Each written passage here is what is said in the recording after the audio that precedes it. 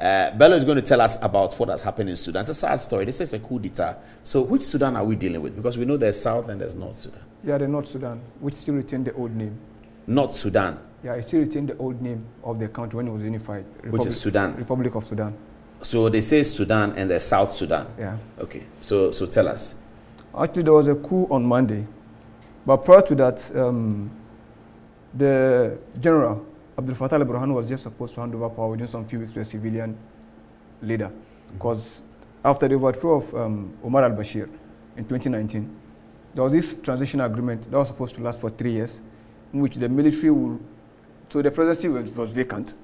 So in absence of the president, per the agreement, a council was formed, the Sovereign Council, actually consists of, I think, 5 members from the military, and then 5 members from the civilian, and then the 11th making 10.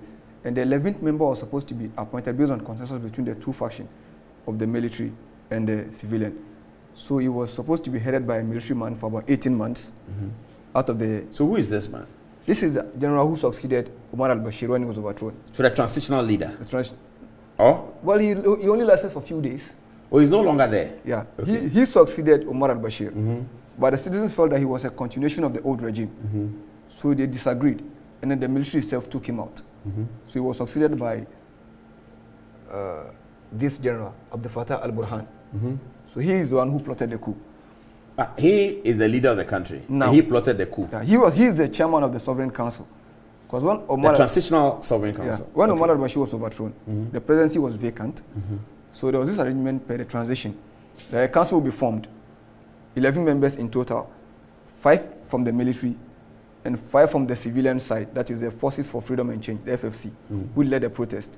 And then the two sides, the civilian and the military, will come to a consensus and appoint a 3rd member. So in case of any decision making, there wouldn't be a tie. So but he was supposed to lead for 18 months. Afterwards, and he handed over power to a civilian as a chairman of the Sovereign Council. So just... Was there going to be elections for this handover to occur? No, it was just a change, part of the agreement. The military was supposed to head the council for 18 months. Then the civilian? Then the civilian... But the civilian, did they have only one political party in Sudan? No, it wasn't just a party-led protest. It was actually about civil society. Okay. So the civilians formed an alliance, an umbrella body called Forces for Freedom and Change. And it consists of several parties. I think should have several parties. Okay. So part of the agreement was that a civilian heads the emir. So who is this guy? This is the man behind the coup itself, not the other general. The new coup, yeah. Monday's coup. Yeah. So the coup itself was not a larger military coup in essence. It is the Islamists in alliance with this man's unit in the army. Islamist? Yeah, it's an Islamist-led coup. Islam has always been part of the political discourse in Sudan. Because in the course of Sudan used to be a colony of the Egyptians. There was an agreement between the Egyptians and the British to jointly manage it. So in that era, there was a local resistance to liberate Sudan from both the British and the Egyptians. That was led by an Islamic scholar, this man, Muhammad Ahmad Al-Mahdi. Muhammad Ahmad Al-Mahdi. He led the revolt.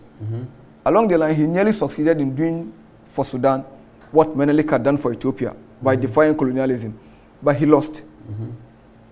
So the British and the Egyptians came to rule. But towards the 1950s, in the struggle for independence, his own son actually led the struggle for independence. No, this is his grandson. Sadiq Al-Mahdi led the struggle itself. So in Sudan, Islam has always been a political... his son led the struggle for independence by forming an Ummah party. The party is also an Islamist party. But which year was this independence you're talking about?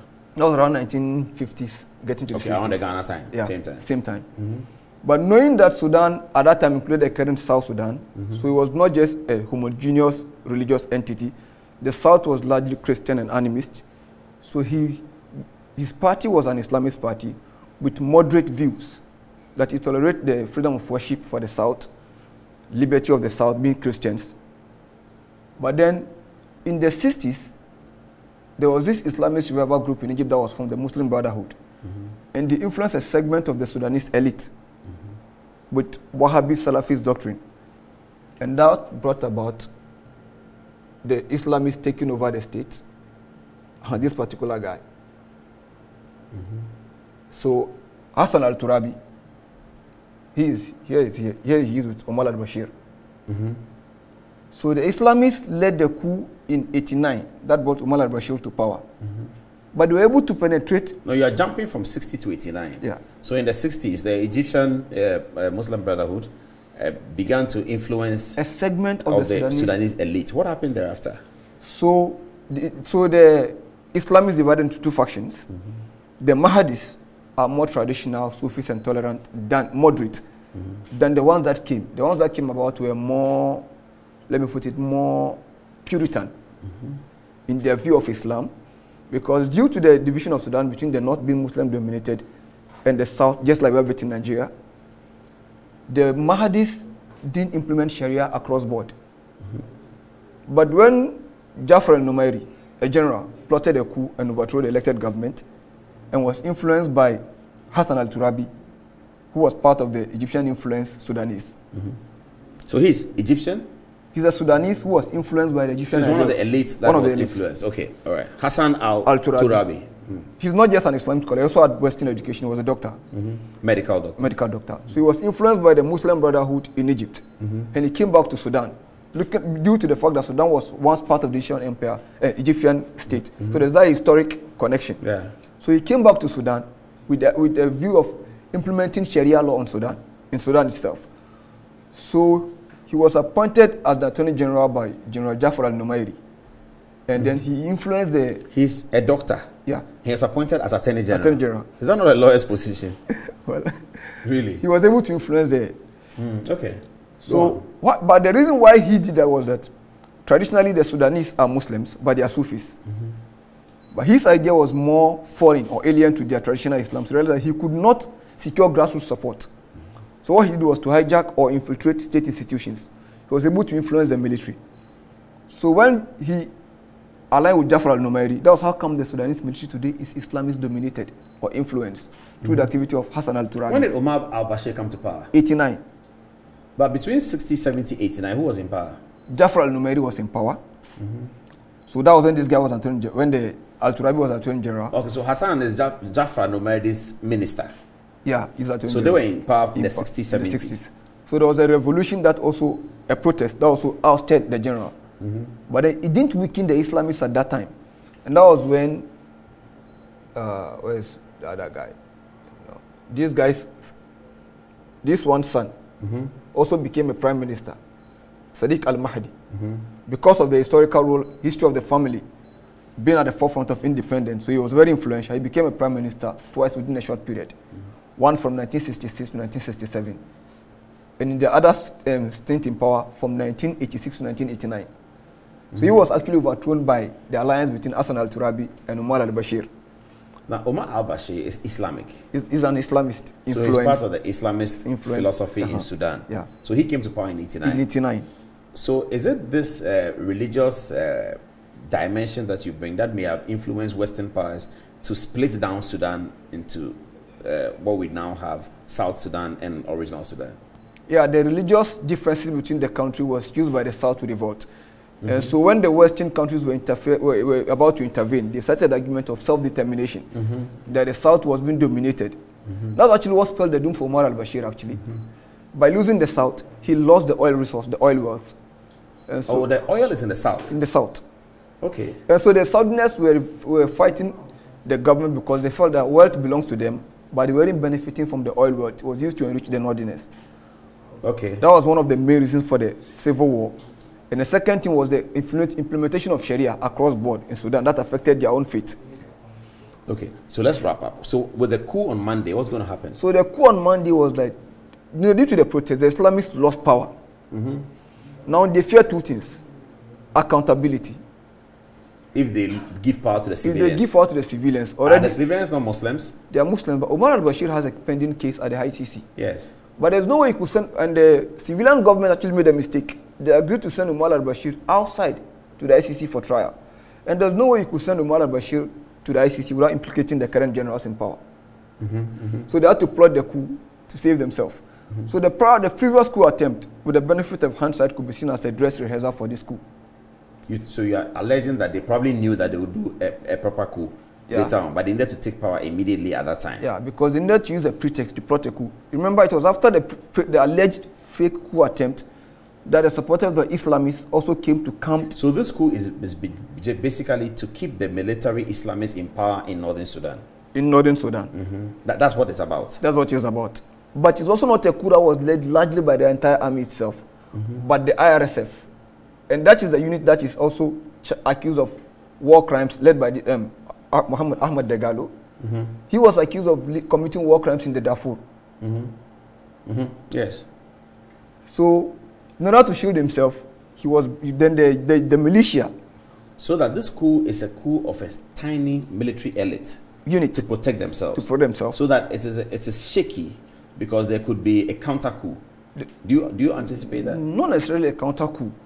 But now the military has put itself in a very precarious condition because they anticipated less international reaction. They thought it would just be as easy as Egyptian coup.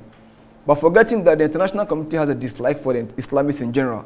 So once the coup was an Islamist-led coup, that's why we saw the strong reaction from the international community. I get it. That's an interesting one. Okay, so give us your prediction. What's going to happen? Well, it looks as if they are in for trouble. Because if the civilians were able to overthrow Omar al-Bashir after 30 years of his rule, mind you, after the overthrow of Omar al-Bashir, the military actually wanted to capture power. But the civilians stood their ground, surrounded, besieged the army itself in its headquarters, and they were killed, but they still had their ways. And they are still determined to come out on the street. And they are out on the street protesting. So now we're back to square one, back to where we were when they had to compromise.